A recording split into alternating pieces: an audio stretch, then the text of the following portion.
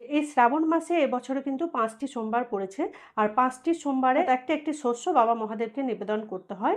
তো প্রথম সোমবারে একটি শস্য দিতে হয়, দ্বিতীয় সোমবারে একটি শস্য দিতে হয়। এভাবে ৫টি সোমবারে ৫টি জিনিস বাবা মহাদেবকে নিবেদন করতে হয়। তো কি কি নিবেদন করতে হয় আমি তোমাদেরকে দেখিয়ে দিই।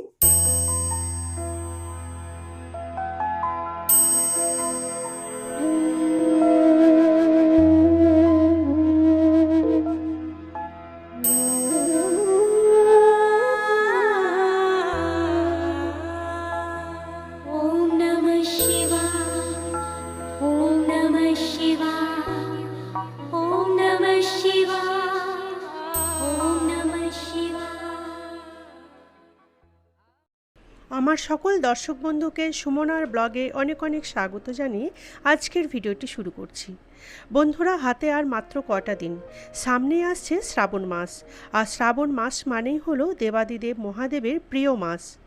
এই শ্রাবণেই বাবা সব থেকে বেশি জাগ্রত থাকেন। তো পঞ্জিকা অনুযায়ী এবছরে শ্রাবণের সোমবারগুলি কোন কোন ডেটে পড়েছে, কেন পালন করা হয় শ্রাবণ সোমবার, সোমবারের পুজো করতে কি কি অতি অবশ্যই জোগাড় করে রাখতে হবে আমাদের, এই সমস্ত বিষয় নিয়ে আমি আজকের ভিডিওর মাধ্যমে আলোচনা করব। তাই ভিডিওটি মন দিয়ে দেখে নাও বন্ধুরা। আশা রাখছি আজকের ভিডিওর দ্বারা তোমরা ভীষণভাবে উপকৃত হবে। মানা হয় এই পবিত্র শ্রাবণ মাস জুড়ে নিয়ম নিষ্ঠা ভরে অন্তরের ভক্তি সহযোগে শিব পুজো করলে আমাদের জীবনের সকল বাধা এবং ফাঁড়া কেটে যেতে বাধ্য। তাই অনেকেই এই শ্রাবণ মাসে সোমবারে ব্রত রেখে থাকেন। আর এবছর পঞ্জিকা অনুযায়ী বাংলার ৩রা শ্রাবণ ১৪৩৩, ইংরাজির ২০শে জুলাই ২০২৬ সোমবার পড়েছে শ্রাবণ মাসের প্রথম সোমবার। আর বাংলার ১০ই শ্রাবণ ১৪৩৩, ইংরাজির ২৭শে জুলাই ২০২৬ সোমবার পড়েছে শ্রাবণ মাসের দ্বিতীয় সোমবার। বাংলার ১৭ই শ্রাবণ ১৪৩৩, ইংরাজির ৩রা আগস্ট সোমবারটি হচ্ছে শ্রাবণের তৃতীয় সোমবার। এবং বাংলার ২৪শে শ্রাবণ, ইংরাজির ১০ই আগস্ট সোমবারটি হচ্ছে শ্রাবণের চতুর্থ সোমবার। এবং সবশেষ ও পঞ্চম সোমবারটি পড়েছে বাংলার ৩১শে শ্রাবণ ১৪৩৩, ইংরাজির ১৭ই আগস্ট ২০২৬ সোমবার। এদিন শ্রী শ্রী মনসা দেবী ও অষ্টনাগ পূজা। তো এবার বলি বন্ধুরা, কেন পালন করা হয় এই শ্রাবণ মাসের বিশেষ সোমবারগুলি? শ্রাবণের সোমবার ব্রত রাখলে এর ফলই বা কী হয়? সারা বছর শিব পূজা করা হলেও শ্রাবণ মাসে শিব পূজার বিশেষ গুরুত্ব রয়েছে, কেননা এই মাসটি ভগবান শিবের অত্যন্ত প্রিয় মাস। আর তাই বিশেষ করে এই মাসের সোমবারগুলি অত্যন্ত শুভ বলে মানা হয়ে থাকে। তাই সারা বছর শিব পুজো করতে না পারলেও এই শ্রাবণ মাসে এবং শ্রাবণের সোমবারগুলি করতে পারলে খুবই ভালো হয়। এতে আমাদের জীবনের সমস্ত অন্ধকার, রোগ, শোক, যন্ত্রণা দূরে সরে যায় বাবা মহাদেবের আশীর্বাদে। তাই শিব ভক্তরা শ্রাবণ মাসের প্রতিটি সোমবারে শিবের উপাসনা করে ব্রত ও উপবাস রেখে থাকেন। তবে এই মাসের সোমবারগুলিতে অত বিধিনিষেধ নেই। সকাল সকাল শিব পুজো করে নিয়ে শিবের মাথায় জল ঢেলে নিরামিষ ভাতও খাওয়া যায়, কোনোরূপ অসুবিধা নেই তাতে।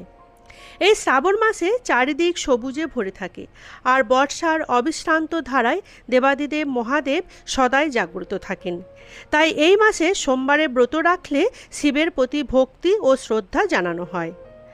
আর মহাদেব হলেন দয়ার সাগর, তাই তার কাছে ভক্তি সহযোগে মনে মনে কিছু চাইলে তিনি কখনোই ভক্তদের নিরাশ করেন না এবং খালি হাতে ফিরিয়ে দেন না। তাই শ্রাবণের সোমবারে ব্রত রাখা অত্যন্ত শুভ। তো এবার এসো বন্ধুরা, এই শ্রাবণ মাসের সোমবারগুলি করতে আমাদের কি কি উপকরণ সামগ্রী অতি অবশ্যই জোগাড় করে রাখতে হবে সেটাই এখন তোমাদেরকে বিস্তারিতভাবে দেখিয়ে দিচ্ছি। তো বন্ধুরা, শ্রাবণ মাসে শিব পুজো করতে কি কি উপকরণ সামগ্রী আমাদেরকে অবশ্যই জোগাড় করে রাখতে হবে সেটাই এখন আমি তোমাদেরকে একটু ছোট করে দেখিয়ে দিচ্ছি। দেখো, আমি একটি বড় থালা নিয়েছি। তোমরাও এরকম একটি জায়গার মধ্যে সব কিছু সাজিয়ে নেবে, দিয়ে পুজো করবে। আর যখন মন্দিরে যাবে তখন ওই উপকরণগুলি একটি ডালার মধ্যে নিয়ে তারপরে মন্দিরে গিয়ে পুজো করবে। তো আমি একটি থালার মধ্যে সব কিছু দেখিয়ে দিচ্ছি। তো বন্ধুরা, প্রথমেই দেখো, আমি এখানে 1 ঘটি জল রেখেছি, শুদ্ধ জল, যে জলটা পান করা হয় সেই জলটা আমি রেখেছি। এটা কিন্তু গঙ্গা জল নয়, এটা শিবের অভিষেকের জন্য লাগবে। তো তো রাখলাম 1 ঘটি জল। আর শিবের অভিষেক করতে কি কি লাগবে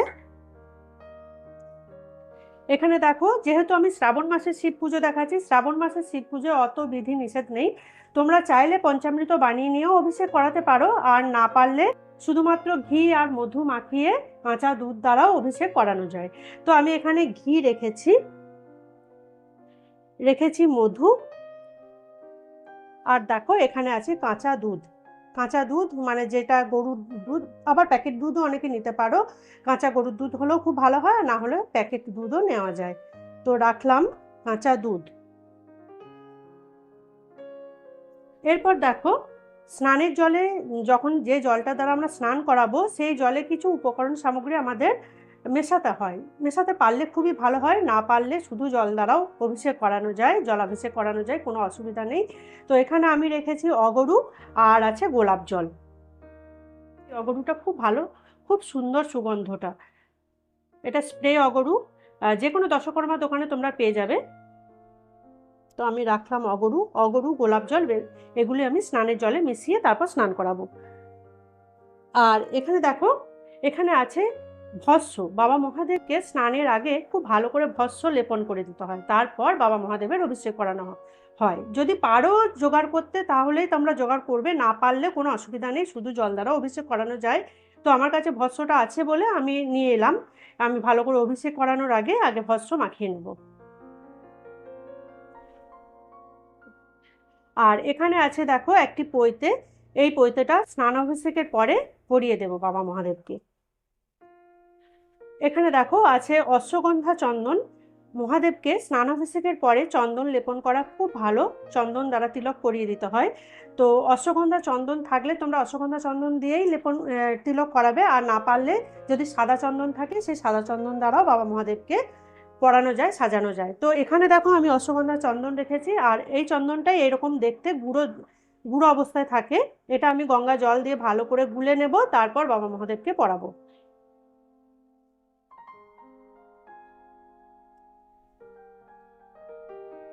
আর এখানে আছে গঙ্গা জল, অবশ্যই গঙ্গা জল লাগবে। স্নানাভিষেকের পর পুজোর শেষে বাবা মহাদেবের মাথায় জল ঢালতে হয়, তখন কিন্তু গঙ্গা জল দ্বারাই বাবা মহাদেবের মাথায় ঢালতে হবে, অন্য কোনো জল দেওয়া যায় না। তো এখানে আমি দেখো গঙ্গা জল রাখলাম, এটা পুজোর সময় লাগবে। আর পুজোর সময় কখন কোনটা কি পারপাস আমি ইউজ করছি তখন আমি কিন্তু তোমাদেরকে খুব ভালো করে দেখিয়ে দেবো, যখন পুজো পদ্ধতি করব তখন আমি তোমাদেরকে দেখিয়ে দেবো। তো রাখলাম গঙ্গা জল। আর এখানে দেখো আছে একটি কমণ্ডুল দ্বারা বাবা মহাদেবের মাথায় জল ঢালবো, তো কমণ্ডুলটাও আমি রাখলাম। এবার দেখো বন্ধুরা, এখানে আছে অখণ্ড আতপ চাল। মহাদেবকে স্নান করানোর পর পুজো শেষে সব শেষে বাবা মহাদেবের মাথায় অখণ্ড আতপ চাল চড়াতে হয়। তো এখানে আমি দেখো পরিষ্কার করে চালগুলি ভালো করে বেছে রেখে দিয়েছি, যেন পোকা বা ফাটা না থাকে, সেই রকম চালই কিন্তু বাবা মহাদেবের মাথায় দিতে হবে।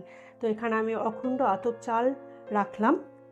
এবার দেখো বন্ধুরা, তোমাদেরকে একটি কথা আমি বলে দিই, যে এই শ্রাবণ মাসে এবছরে কিন্তু 5টি সোমবার পড়েছে, আর 5টি সোমবারে একটি বস্তু অর্থাৎ একটি শস্য বাবা মহাদেবকে নিবেদন করতে হয়। তো প্রথম সোমবারে একটি শস্য দিতে হয়, দ্বিতীয় সোমবারে একটি শস্য দিতে হয়, এভাবে 5টি সোমবারে 5টি জিনিস বাবা মহাদেবকে নিবেদন করতে হয়। তো কি কি নিবেদন করতে হয় আমি তোমাদেরকে দেখিয়ে দিই। তো প্রথম সোমবারে নিবেদন করতে হয় জব। এখানে দেখো খুব ভালো করে আমি জবগুলি বেছে রেখে দিয়েছি যেন পোকা বা ফাটা না থাকে। প্রথম সোমবারে দেব জব। দ্বিতীয় সোমবারে দিতে হয় সাদা তিল, এখানে রাখলাম সাদা তিল।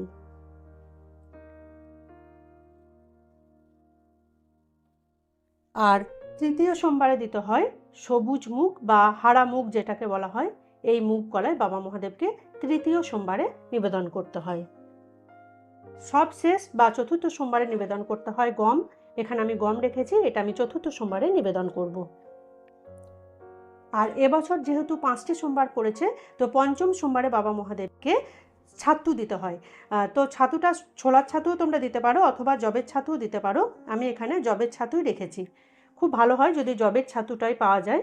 তো আমি এখানে জবের ছাতু রাখলাম, এটা পঞ্চম সোমবারে বাবা মহাদেবকে আমি নিবেদন করব। আর দেখো বন্ধুরা, এখানে আছে সিদ্ধি পাতা। বাবা মহাদেবের মাথায় যে জলটা ঢালবে সেই জলটা একটু তৈরি করে নিতে হয়। কিভাবে তৈরি করতে হয় সেটা আমি পুজো পদ্ধতিতে দেখিয়ে দেব। আর এখানে আছে সিদ্ধি পাতা, সেই জলটাতে মেশাতে হবে, তার জন্য আমি এখানে সিদ্ধি পাতাটা রাখলাম। আর এখানে আছে মিষ্টি, বাবা মহাদেবকে তো একটু দিতেই হবে, তো মিষ্টি আমি একটু পুজো শেষে সাজিয়ে দেব। এখানে রাখলাম মিষ্টি।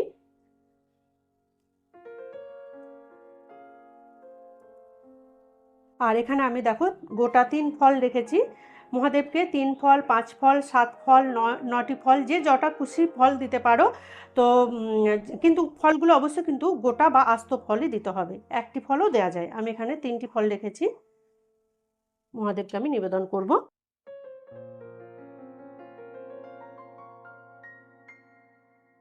আর সব শেষে 16 আনা চাপাতে হয়। এখানে আমি 5-16 আনা রেখেছি, 5-16 আনা বাবা মহাদেবের মাথায় দিয়ে দেবো। আর ফুলগুলি আমি একটু দেখিয়ে দিই। এখানে দেখো বেলপাতা আছে, অবশ্যই বেলপাতাগুলি ভালো করে বেছে নেবে যেন ফাটা বা কাটা না থাকে। 3টে পাতাযুক্ত বেলপাতাই নিতে হবে। আর এখানে দেখো আমি বেলপাতা রেখেছি। প্রথম সোমবারে 7টি বেলপাতা দিতে হয়, আর মাঝে 2টি সোমবারে 11টি করে বেলপাতা চড়াতে হয়, আর শেষের সোমবার আর চতুর্থ আর পঞ্চম সোমবারে 21টি করে বেলপাতা চড়ালেও হবে। আর একেবারেই না পাওয়া গেলে 1টি বেলপাতাও দেওয়া যায় বাবা মহাদেবকে। কিন্তু যেহেতু শ্রাবণ মাস বাবা মহাদেবের অত্যন্ত প্রিয় মাস, তো চেষ্টা করবে যে যতগুলি খুশি বেলপাতা এই সময় বাবা মহাদেবকে চড়াতে। আর এই সময় তো প্রত্যেকটি গাছে গাছেই প্রচুর বেলপাতা পাওয়া যায়। আর এখানে দেখো বাবা মহাদেবের যে সমস্ত ফুলগুলি অত্যন্ত প্রিয় সেই ফুলগুলি আমি আজকে রাখার চেষ্টা করেছি। যেমন হচ্ছে ধুতুরা ফুল, বাবা মহাদেবের খুব প্রিয়। ধুতুরা ফুল, কলকে ফুল, আকন্দ ফুল, তারপরে গাঁদা ফুল, এগুলো তো বাবা মহাদেবকে দেওয়াই যায়। আর সব থেকে প্রিয় ফুলের মধ্যে হচ্ছে বাবা মহাদেবের আকন্দ ফুল আর ধুতুরা ফুল। তো এগুলি আমি রেখেছি, এগুলি দিয়ে বাবা মহাদেবের আমি পুজো সারব। আর এখানে আছে দূর্বা, বাবা মহাদেবের মাথায় অবশ্যই দূর্বা চড়াতে হবে। স্বামীর দীর্ঘ আয়ু কামনা করে মনে মনে বাবা মহাদেবের মাথায় দূর্বা দিতে হয়। সুন্দর সবুজ সবুজ দূর্বা আমি নিয়ে এসেছি, বাবা মহাদেবকে আমি নিবেদন করব। পুজোর শেষে বাবা মহাদেবের আরতি করতে হবে। তো কি কি দিয়ে আরতি করতে হবে সেটা আমি একটু ছোট করে দেখিয়ে দিচ্ছি। অবশ্যই দেখাতে হবে ধূপ, জ্বালাতে হবে প্রদীপ। আর এখানে আমি পঞ্চপ্রদীপ রেখেছি। এখানে কিন্তু দেখো পঞ্চপ্রদীপগুলো আমি ঘি দিয়ে সাজিয়ে নিয়েছি। আর আছে কর্পূর। আর দেখো এখানে আছে চামর। সব শেষে বাবা মহাদেবকে চামরের বাতাস দিতে হয়, তো আমি রাখলাম চামর। তো বন্ধুরা, শ্রাবণ মাসে শিব পুজো করতে কী কী উপকরণ সামগ্রী অতি অবশ্যই আমাদেরকে জোগাড় করে রাখতে হবে সেটা আমি তোমাদেরকে ছোট করে দেখিয়ে দিলাম। তোমরা এইভাবে একটি জায়গায় সব কিছু সাজিয়ে নেবে, দিয়ে পুজো করবে। আর পুজো পদ্ধতির দ্বারা কিভাবে পুজো করতে হয় সেটা আমি তোমাদেরকে দেখিয়ে দেব। তাহলে বন্ধুরা, এই ছিল আমার আজকের ভিডিওটি ভালো লেগে থাকলে লাইক ও শেয়ার করে দেওয়ার জন্য অনুরোধ করছি। যারা আমার পুরনো বন্ধু তারা এভাবেই সাথে থেকো, পাশে থেকো। আর যারা নতুন বন্ধু চ্যানেলটিকে সাবস্ক্রাইব করে রেখো, সাবস্ক্রাইব করে আমার বন্ধু হয়ে পাশে থেকো। আর কমেন্টস করে অবশ্যই জানিও আজকের পুজোটি তোমাদের কেমন লেগেছে। জয় শিব শম্ভু।